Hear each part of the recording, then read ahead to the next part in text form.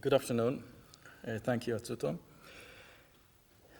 I'll talk about all the ingredients. Computer vision, of course, is one of the main ingredients, but the ingredients that would allow us to do a transformation of mobility, having autonomous cars, which will indeed make a transformation on our ability to own cars, use cars, move from point to point. But I'll focus not on the nature of the transformation, but the nature of technology that we need to put there. So if you look at AI today, right, there are two major ingredients. One is if we can perceive the world through sensors, and I'll be focusing on cameras, and I'll explain why I'm focusing on cameras. And second, make decisions to achieve a long-term goal. I put here in parentheses like playing a game, but clearly when you're talking autonomous driving, we need to make decisions on how to merge into traffic. And if we can do these two things, then we can create a game-changing family of products, and we don't need to wait for a scientific revolution. The technology that we have today, if it is engineered right, can allow us to make those game-changing products. And I'll focus on autonomous driving. So what makes autonomous vehicles an interesting case study for artificial intelligence? Now, on one hand, we have perception. We need to understand the environment around the car at great details. We need to know about road users, cars, pedestrians, cyclists. We need to know about the drivable path, understand the markings on the road, the structure of the road, the surface segmentation, understanding traffic signs, traffic lights. There's lots of details around us that we need to perceive and understand. So this is a perception task. And then we need to make actions. We need to decide whether to change lane, how to merge into traffic, with other road users. So it's kind of a multi-agent game that we need to play. Okay? So those are two major ingredients of artificial intelligence: perception and action. Now the promise, if we are able to do this, again, and this is a narrow domain, we're talking only on the domain of driving, right? So it's not that we need to reach human level perception in all of its diversity. We need to reach very, very accurate perception in this narrow domain of driving. Then the promise is that we can have an accident-free world, or almost accident-free world. We can have a data revolution powered by the fact that every camera on a car can be a smart agent, can be an intelligent agent. It's as if a human watching the scene and making notes and sending it to the cloud. We can power smart cities. We can revolutionize transportation as a service, the ride-hailing that we know today, the Uber and the Lyft of the world. If you remove the driver from the equation, you get something that is really game-changing from an economical value. And revolutionize personal car ownership and utility. Today, the utility of cars is very, very low. 96% of the time, the car is in a parking lot, so the utility is only 4%. By having autonomous cars, we can increase the utility, have much fewer cars on the road. For example, a household does not need to hold multiple cars. You can take your car to work, send it back home driverless, and the car now has a much higher utilization. Will take other members of the household to wherever they need to go, and then come back in the evening and take you home. So the number of cars that would be needed would be much smaller if we had autonomous cars.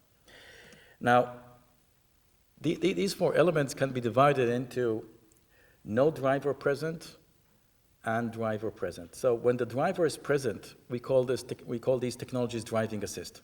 And driving assist exists today. Almost every new car on the road that has a 4- and 5-star rating has a very sophisticated front-facing camera. Sometimes it comes with a radar, but mostly it comes alone without a radar. And this camera does very, very sophisticated AI and computer vision, detecting pedestrians, detecting vehicles, understanding dynamics of a collision and preventing collisions, preventing veering out of lane. All of those exist today, and almost every new car on the road has them. So we can evolve driving assist to an accident-free world, kind of a vision zero horizon. And since every new car has a front-facing camera, we can create a data story to power smart cities. So for that, we don't need autonomous driving. Autonomous driving is the remaining two items here is to create a revolution in transportation as a service and create a revolution in car ownership. For that, you must remove the driver from the equation. So when we look at those, what are the three pillars that we are focusing on, first is driving assist, advanced driving assist. This is on the left hand. In the technical jargon, it's called level 0 to level 2 plus. All functions that protect the car from entering into a collision while the driver is responsible. Then comes autonomous driving, which we see it coming in two phases. The first phase is robotaxis. That's transportation as a service. And the reason that the first phase is robotaxi is because of the cost of technology. The cost of technology in passenger car, in volume production, there's a very, very high sensitivity to cost of technology. Anything that costs more than hundreds of dollars is very, very difficult to imagine how it will enter into high volume car production. But when you talk about robotaxi, it's a capex, it's an investment. And the car has a return on investment by transporting people. So you can imagine a cost of technology of tens of thousands of dollars. And this is where we are at the present. We can power autonomous car with a cost of technology of tens of thousands of dollars. Therefore, it is relevant for robotaxi. It's not yet relevant for personal cars. But we believe that a few years later, we can reduce the cost of technology to a few thousands of dollars, and then it becomes relevant to premium cars. So you buy a premium car, you spend somewhere between $10,000 to $20,000 as an option, and you'll get the option to sit in the back seat and have the car take you to wherever you want to go. And the third pillar is data. Think of a front-facing camera in the car as an intelligent agent. What kind of data can it send to the cloud, and what kind of services one can enable to power smart cities? This is also a big area. So now I'll talk about all three, but from a technology standpoint. Just to show in terms of driving assist, this is an evolving field. What you see here is the percentage of the star ratings programs, the percentage of driving assist in star rating programs, and you see from 2016 to 2022 how driving assist gains more and more prominence in the star rating program. Okay, so it's not only that every new car is now having a driving assist system as a standard, but also the capabilities of those driving assist systems are evolving and getting more and more richer, more and more complicated. So it's an evolving field. Just to give an idea of volumes, Mobileye sells system on chips with all the algorithms to power driving assist applications inside. To date, more than 40 million cars are powered by this chip. Just in 2018, about 12 million chips were shipped. So 12 million cars on the road with driving assist capability. So this is really a volume production business affecting almost all new cars on the road. So let's go over what are the key issues of building the technology that will enable autonomous cars. Okay? And there are three key issues, and I'll, in the course of this presentation, I'll go over each of those key issues. The first key issue has to do with perception. Now, stating that you want to reach human-level perception is too ambitious, and it's not well-defined. Human-level perception is very, very rich and contains all sorts of things that are not relevant for driving. But we do want to reach human-level accuracy. And the way I define it here is if you have a perceptual mistake that causes an accident, it occurs at a certain percentage, we will need to prove that with a robotic agent, the probability will not be higher. It should be much smaller, but at least it will not be higher. Okay? So we should not exceed human probability of failure of perception. Again, and I'll go into details about that. Second one is about action. Now, especially what kind of trade-offs we need to have between safety and usefulness, because you can define all sorts of safety environments that are completely non-useful. For example, we can define that if the robotic agent wants to change lane, it should do it in a way that doesn't affect the motion of any other road user. That sounds like a very, very safe maneuver, but we all know, everyone here who has a driving license knows that this is really non-useful, because in congested traffic, when you change lane, somebody else needs to slow down to enable you a gap to enter. Right? So we need to find this balance between safety and usefulness, and then guarantee all sorts of safety conditions.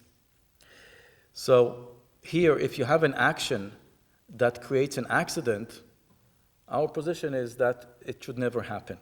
It's not a statistical thing that an action that will generate an action that will generate an accident will happen at a low probability. It should not happen at all, and there is a way to guarantee that, and I will get into it. The third one is scalability. And if we want to really fulfill the promise of autonomous cars, these cars should drive everywhere. You buy a car, and say in Japan, and wherever you want to go, it will take you to wherever you want to go. Or in the United States, or in Europe, it's not going to be limited to a geofenced area. For a robotaxi, you can imagine a geofenced limitation, but again, even with robotaxis, you want to scale. You want to cater more and more cities, larger parts of the cities. So scalability is an issue, and this issue has to do with mapping. To create the right redundancies for sensing, you need a highly detailed map, not the kinds of maps that we have for navigation, but much more detailed. These are called high-definition maps. And creating and updating these maps is a big bottleneck, and that's an issue of scalability. So if we want really to fulfill the promise of autonomous cars, we need to handle the issue of scale. So it's not only the cost of the technology, it is the logistics of preparing the environment for these cars to be on the road. So let's start with perception. So we have perception, action, and scalability. So when we talk about perception, we know that the environment is rich with details, both static and dynamic, moving road users, moving agents. The very basic question is can artificial intelligence technology of today handle the richness of the environment? And the answer I want to give is yes, but there's an accuracy challenge. So to understand this accuracy challenge, let's do a thought experiment and look at human probability of accidents. So it is known that the probability of a fatality per 1 hour of driving is 1 to a million, which sounds like a very, very low probability. Okay?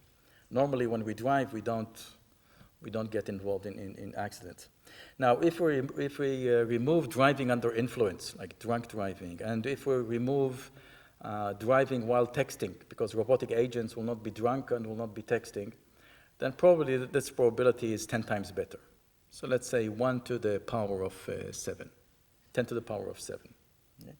Now, as I said at the beginning, in order to put an autonomous car on the road, we need to show that the probability of failure of the system is at least as good as humans, better, but not worse than humans. So we will need to show that a mean time between failure should be at least around 10 to the power of 7 hours of driving. Okay, so let's do that. But now if you look at the current technology, if we look at driving assist, the driving assist have the latest AI technology, deep networks, whatever you can imagine is there. And this technology is identifying road users like pedestrians and vehicles, has to do it at a high accuracy in order to prevent collisions.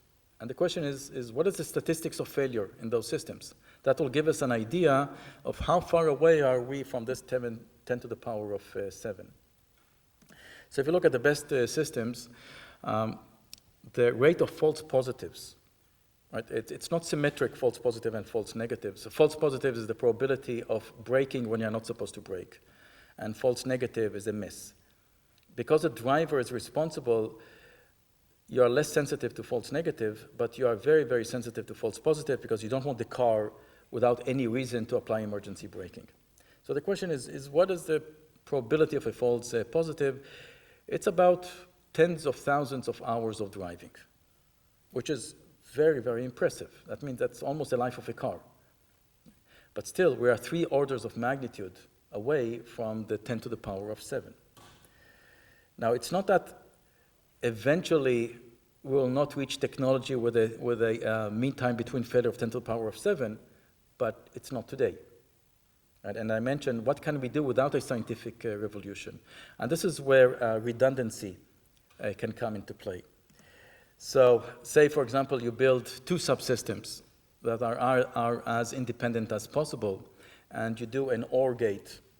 So if one system sees a target, then you say that there is a target there.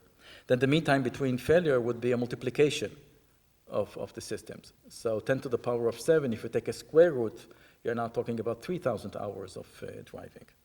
Okay? So even if you multiply this by 10, 30,000 hours of driving, it is still the error rate of today's system. So the way to tackle this 10 to the power of 7 and above is to create redundancies. This is why redundant systems are so important when building such a system. And this brings us to cameras. We can create a system using only cameras, and then another system using other sensors. Could be radars, could be LiDARs. It could be in certain areas of the field of view, create more redundancy, and in other areas create less redundancy. But you need redundancy in every part of the visual field in order to create this multiplication effect. But we know that you can create an end-to-end driving capability using only cameras because we humans are a proof of concept, right? We don't have laser rangefinders, we don't have radars, we only have compute and cameras, right? Our eyes and brain. So it is possible to do it.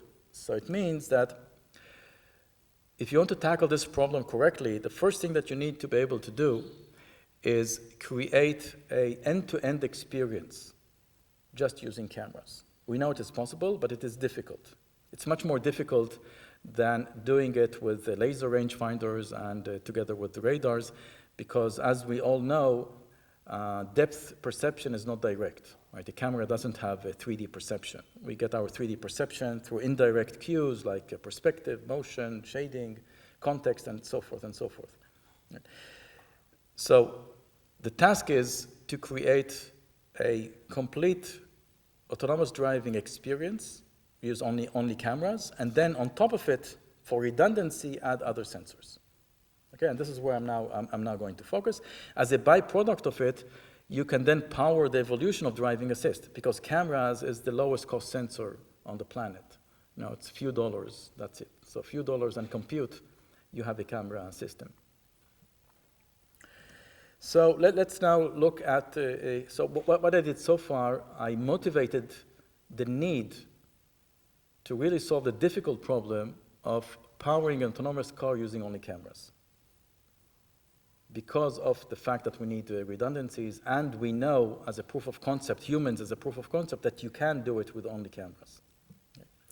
So camera-based perception. There are 4 classes of perception algorithms that I'm going to show you.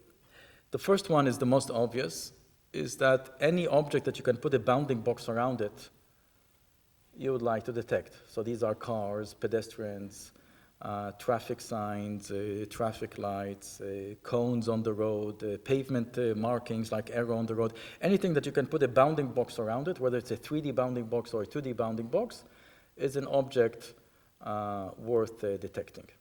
Okay, and this is kind of level 0 of perception algorithms. Okay. The next level is pixel level measurements, 3D measurements, like depth, like parallax. Think about the plane plus parallax. Think of being able to use camera processing as a visual laser finder. So you have a 3D cloud of points using all sorts of structure for motion, plane plus parallax, depth at every pixel. This is another area that is required for perception. Then comes the ability to understand, to do surface segmentation, understand all the drivable paths, understand that this path will merge with the path on our left. This path is going to go into a highway exit, understanding the lane marking and how they affect the semantics of the drivable path. These are all elements that are not bounding box related. It's not that you can put a bounding box around them. Some of them are holistic, and some of them are pixel level segmentation. Then comes the behavioral patterns. If you're looking at a road user, and again, I'm talking only about image processing, I'm not talking about using maps. If you're looking at an object on the road, where is this object likely going to continue? So understanding behavioral patterns. So those are classes of algorithms. Of course, we will be using deep networks in most of what we're doing. This is really the revolution of the past 5 years or so. And let's see what goes into the design of a neural network-based algorithm. So the first element is the architecture, kind of the deep network topology. That turns out to be the most easy or less important of all the steps. There are so many topologies out there from academic research, from industrial research. Normally, it doesn't really matter which one you pick. They all work, they all are very, very expressive and work more or less the same. Second is the problem modeling. This is where real creativity comes in. How do you model the output layer representation to solve the task that you want to solve? The training loss function is another area of creativity. Sometimes the data going into training would be different from the data going into inference. For example, one of the things that I will show when we do plane plus parallax or depth perception, during inference it's going to be monocular, but during training we can use ground truth depth using stereo. So the network would learn 3D, even though during inference it will be running monocular. So all sorts of games and tricks with loss functions are very important. And last but not least in terms of importance is the ground truth data for training and validation. You know, people talk about photorealistic simulations. They can help in bootstrapping a system, but to create a production-worthy system, you must rely on real data and lots of real data. So the kinds of tools that you need to prepare, how to label data, how to get ground truth, all sorts of tricks of self-supervision, like a photometric loss when you are doing 3D measurements using networks, all go into this ground truth data preparation. And this is a huge task. So let's start with those 4 areas that I mentioned before. So what I'm going to show in this clip is vehicle and pedestrian detection. You can see that every road user is identified by a 3-dimension bounding box, where we know what is front, what is rear, and which side of the object it is. And at very high accuracy. The probability of misses or falses of this kind of module are very, very low. And this is also part of driving assist. Then understanding what object you're looking at, whether it's an emergency vehicle, or if it's a pedestrian waving its hand, maybe it's a policeman, brake lights, turn lights, the type of vehicles, whether it's a truck, a minivan, a passenger car, all of that is also part of this bounding box recognition module. Next is being able, for example, opening doors. This is, again, something that you can recognize as a pattern recognition, not only from a motion perspective, but as a pattern recognition. And this is critical, of course, when a car is driving in narrow streets. You want to be able to know whether someone is opening the door in order not to hit that person. So all of those are examples of detections you do by putting a bounding box around an object. I'm not showing here traffic signs and traffic lights. That is kind of obvious. Here is more. It shows cones, it shows pavement markings, it shows poles, it shows a pedestrian crossing. All of that is being detected by the system in order to stop line, in order to understand the environment. And all of that is bounding box-based recognition. So this is kind of level 0 of capability. Okay. Next comes motion. We want to have a dense three-dimensional measurements. Some of these capabilities they exist today in driving assist. I'm going to show you one of them. So when you look at this image, it's part of a clip, but just when you look at this image, it's almost impossible to notice that there is a bump on the road. But when I run this clip, you can clearly see that there's a bump, right? Now, today premium cars have this feature, it's called a road profile reconstruction or magic body, where if you know that there is a bump and you know the height of the bump, you can tune the shock absorbers of the car to pass through that bump in a much smoother way. It's very, very cool. But in order to do that, you need to know that there's a bump, and you need to measure the height of the bump. So this you can use using plane plus parallax. One of the first multiple view geometry algorithms back in the 90s. Right? So identify a homography in the scene, which identifies the plane, and then do a dense correspondence of all other points, and the residual of correspondence relative to the homography plane will give you the height of that point from the ground plane. And you can see here that we know that there is a bump here and a bump here, and this is the height of the bump, just from motion understanding. Okay? But now you can think of taking this plane plus parallax to another level in which you're not looking at only a few centimeters height from the road, but now try to create a complete 3D depth map of the scene. So you'll have a height of every point from the plane, and then you can turn it into depth, just a geometric transformation, turn it into depth. And now the new era of deep learning allows you also to handle this together with moving objects. Because one of the limitations of structure for motion, whether it's plane plus parallax or stereo, plane plus parallax, it is the fact that you're assuming a stationary world, that all points are coming from the same world. You can use statistics in order to remove outliers. So you have points on a moving object, remove it as outliers, calculate the ego motion from stationary points in the scene and remove the outliers. But today with deep networks, you can do something better. You can train the network to understand both the moving objects and the stationary objects.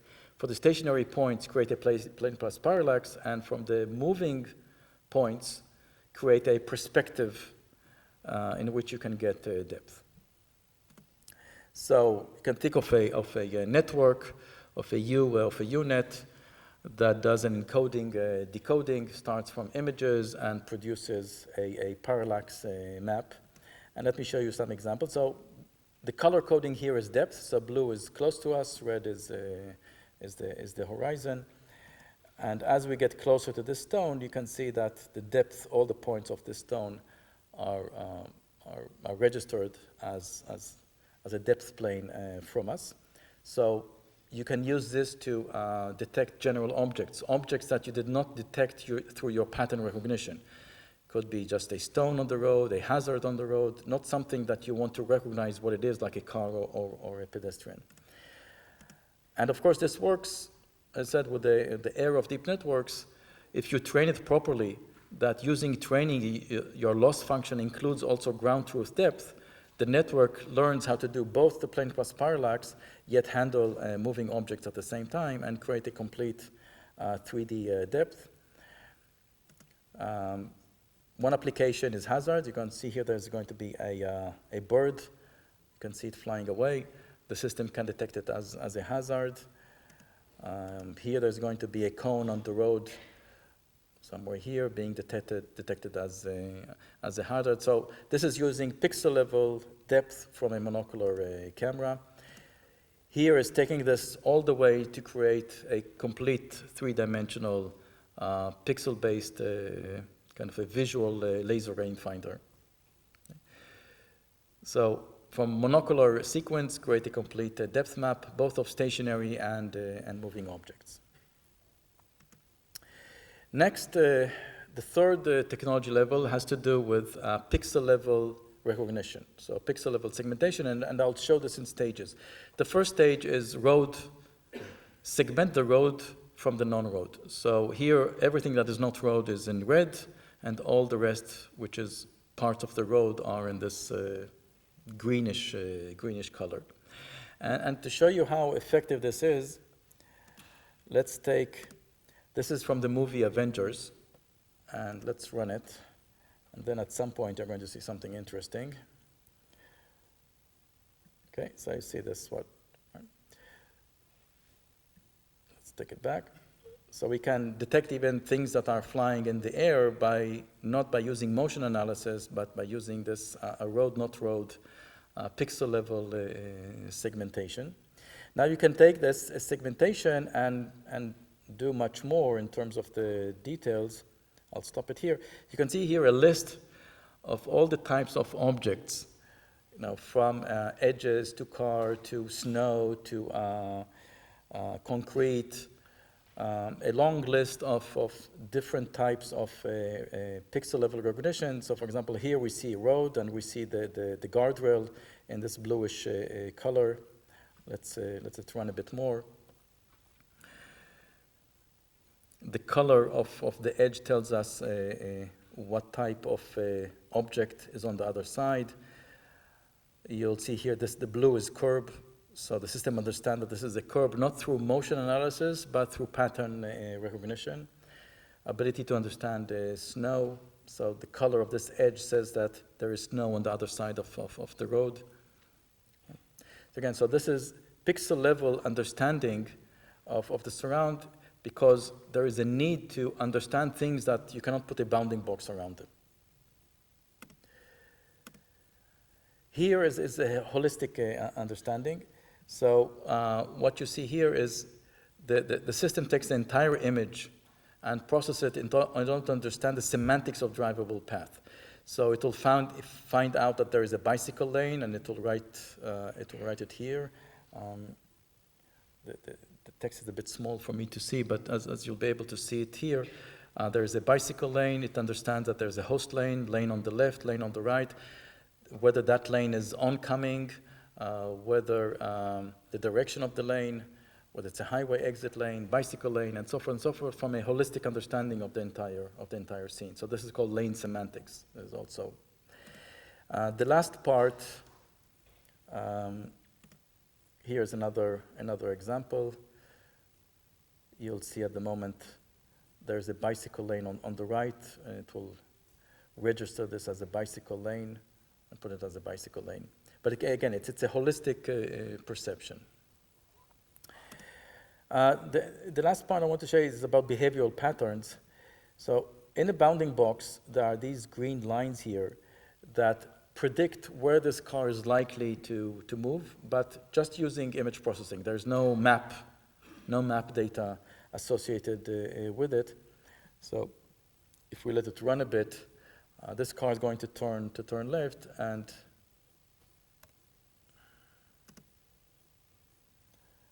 in a moment it will turn left.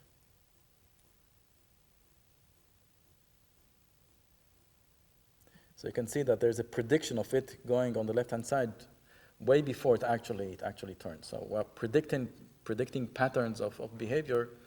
Again, it's a network that is trained by using the raw images and map through technology that I'll show later how we build those maps in order to be able to predict behavioral patterns of a vehicle. And this is important for creating a comfort control. If you can predict what other road users are doing, you can create a control that doesn't have surprises in terms of braking and so forth.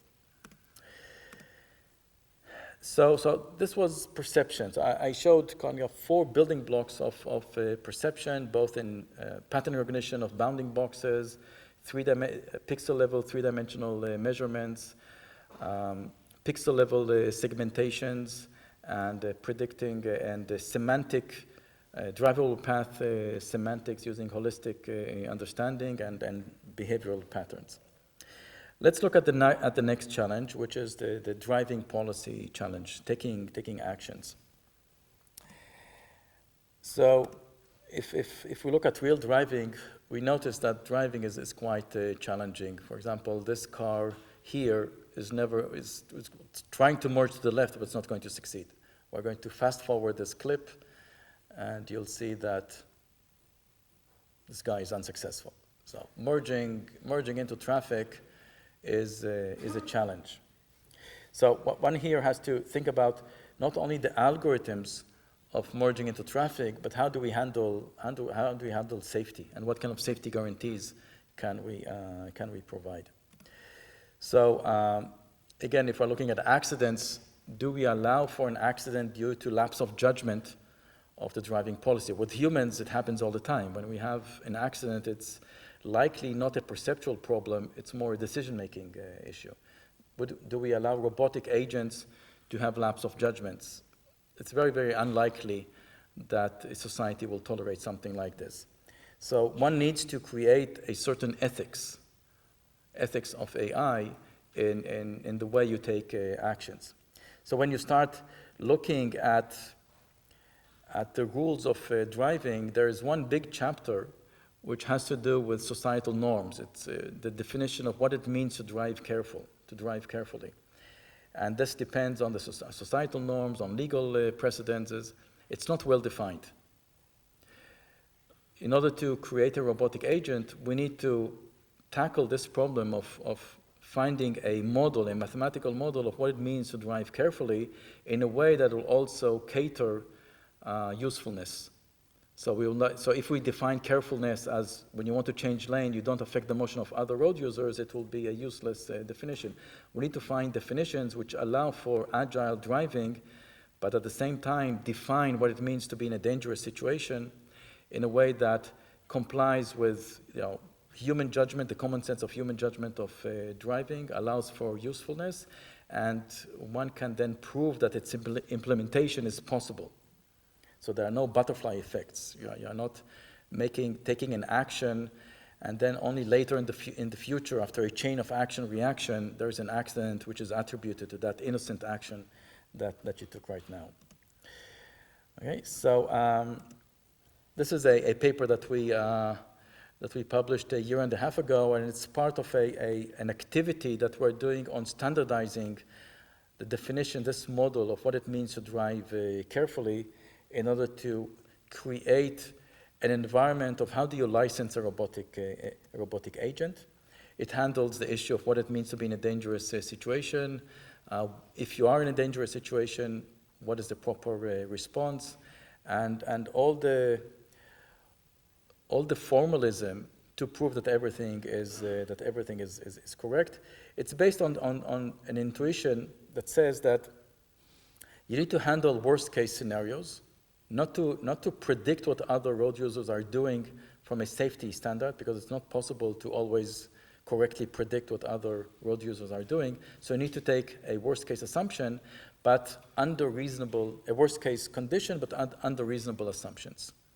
And those reasonable assumptions are parameterized, and while working with regulatory bodies, we work on setting the parameters of those assumptions. And once you set those parameters, everything else is a worst case scenario. Okay, I'll not continue with this. And this model is called RSS, Responsibility Sensitive Safety, and it's part of the planning module of the car.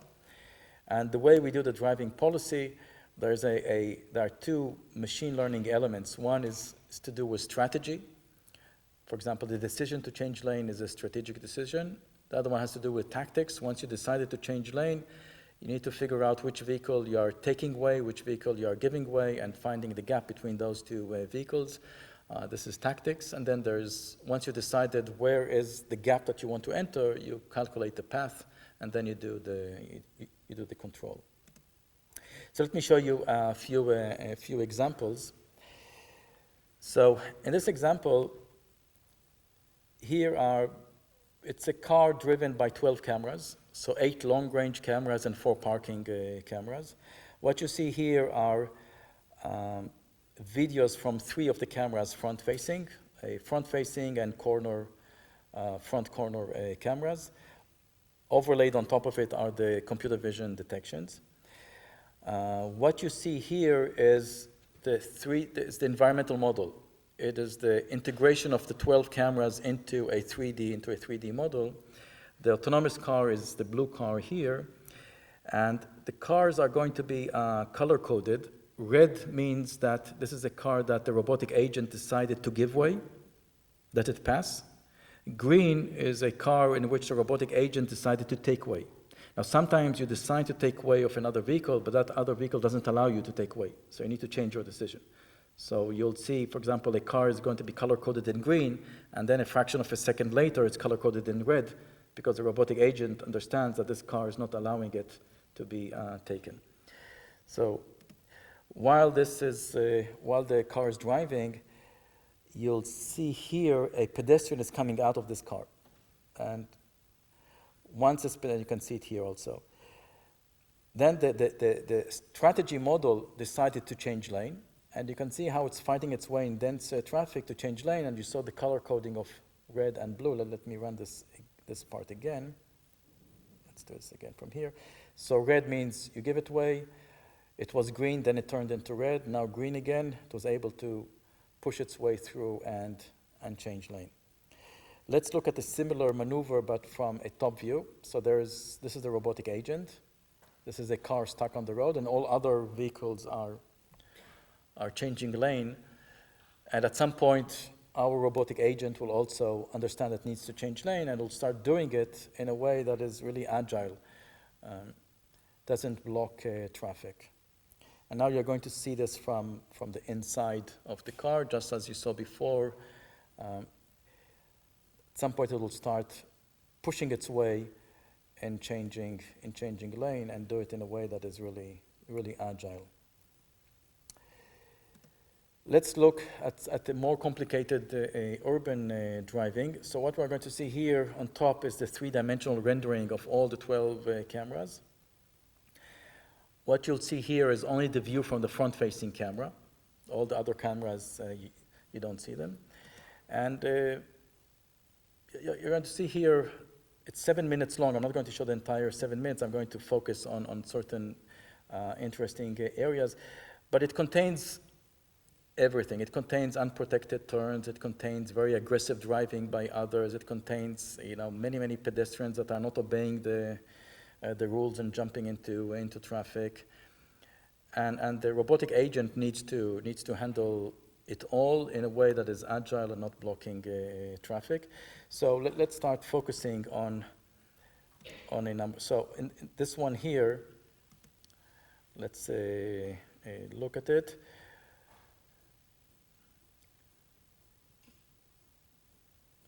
Okay, there's oncoming traffic. What do you see here? Now we are in a roundabout. Again, congested traffic. It needs to find its way through. Next one. Again, it's a oncoming, and then it will reach a point which there is a T-junction and needs to take an unprotected left. In a place where even for a human driving, it's going to be very, very challenging. Now it's going to take left. And you can see from the 3D display how many cars are there. And no one is a nice driver. So it needs to fight its way through.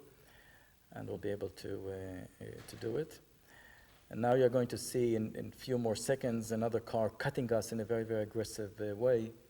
It's also part of the kinds of things that the robotic agent needs to learn how to do. You'll see this in a moment. By the way, the driver is Shai Shalev-Schwartz. He's a colleague of mine, and I'm sitting beside him.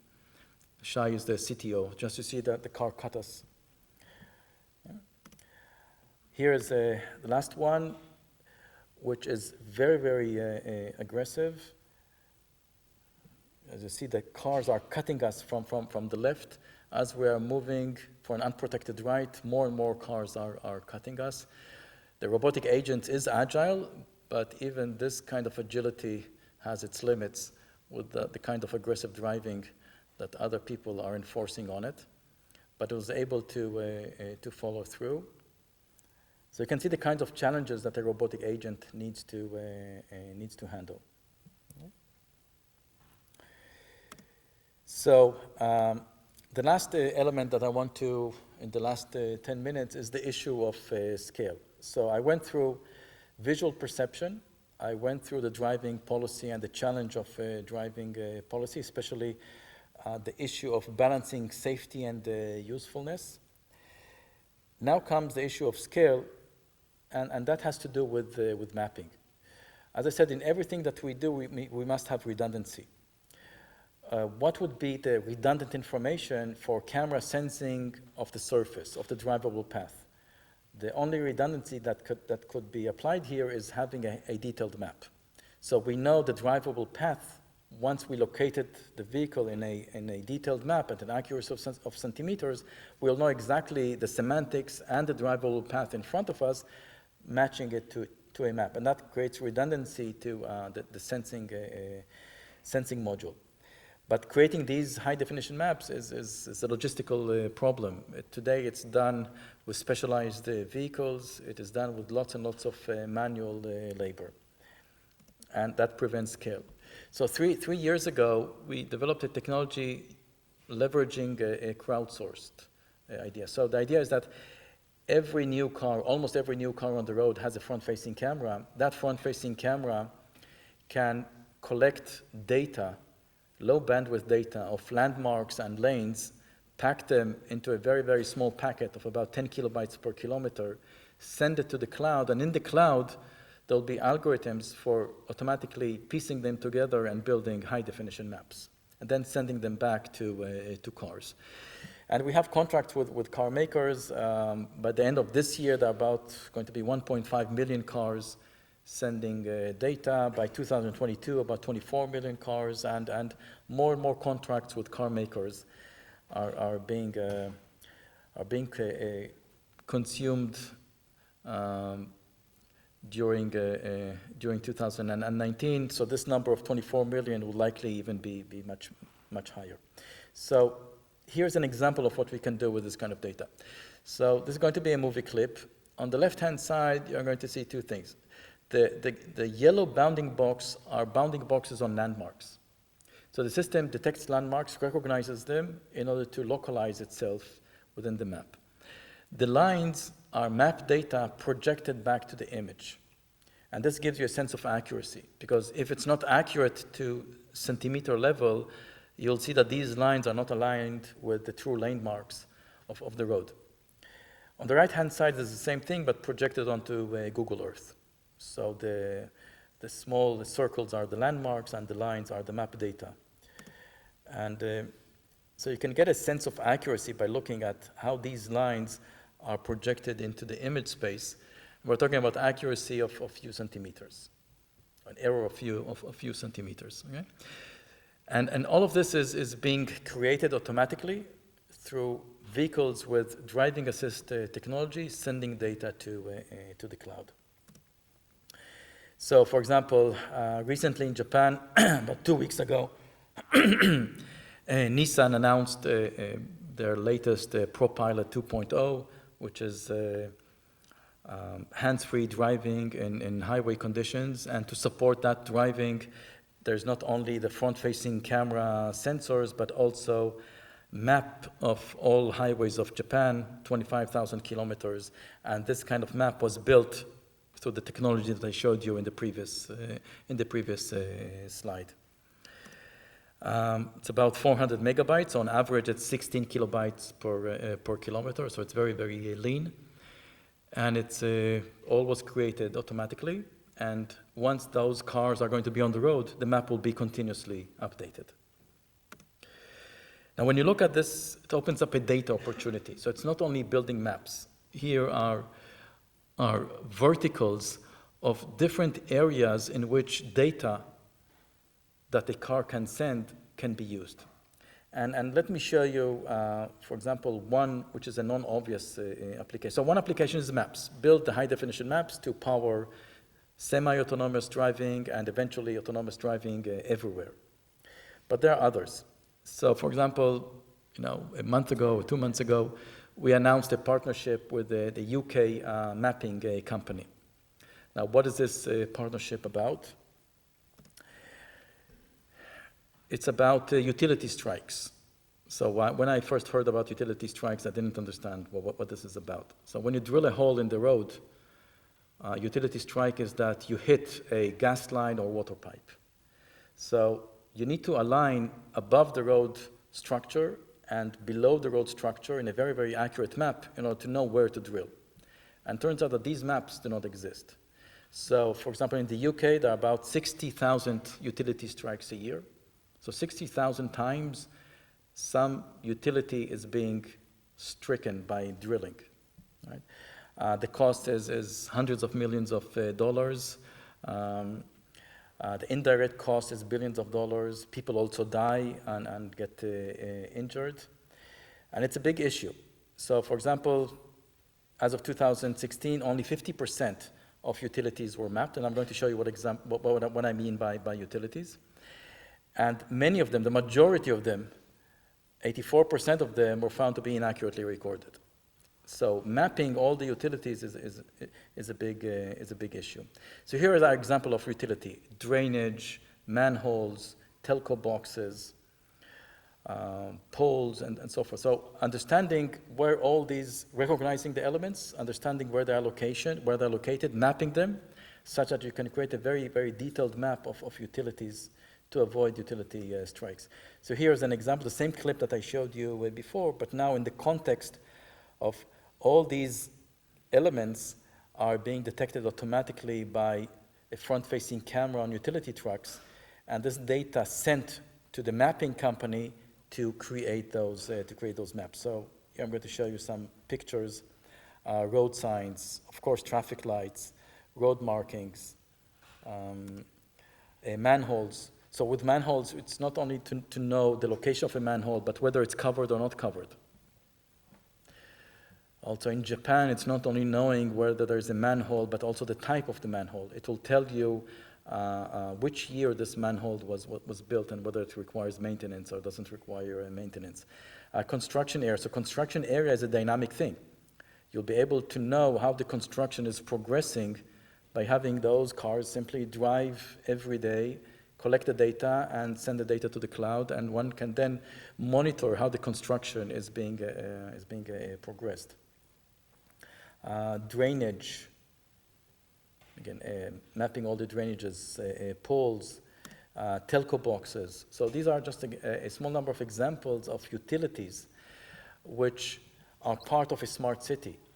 If everything is mapped and recorded and updated all the time, you can then facilitate maintenance, preventive maintenance, traffic flow of a city. That's all part of a smart city. And it's all powered by this computer vision. The fact that computer vision is ubiquitous. It's on every car.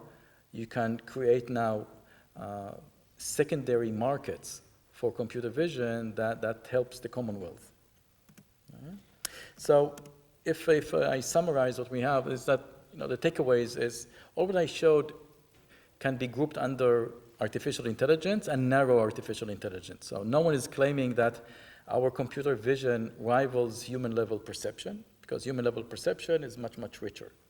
But it's good enough for narrow domains. And the narrow domain, for example, is driving assist. It is powering perception for autonomous driving. It is powering decision-making for autonomous driving. So narrow AI is progressing rapidly. And the state of the art, I put here almost, because it's still under development, but the state of the art is almost enough to disrupt entire industries, and what I talked about is the industry of transportation. Once autonomous cars would be mature and on the road, it will really be a game-changing of ride-hailing and transportation in general. And autonomous driving is really the ultimate challenge of narrow AI because it engulfs many of the elements of artificial intelligence, including perception, accurate perception, multi-agent decision, that's the merging into traffic, the kind of examples that I showed you, and also complying with formal ethics. When people talk about ethics of AI, in autonomous driving, ethics is how do you guarantee safety? Again, this is also part of the research and the development of autonomous cars is defining ethics in the right way. And lastly, the last example that I gave is about the camera as an intelligent agent opens data opportunities for smart cities. So I'll stop here. Thank you.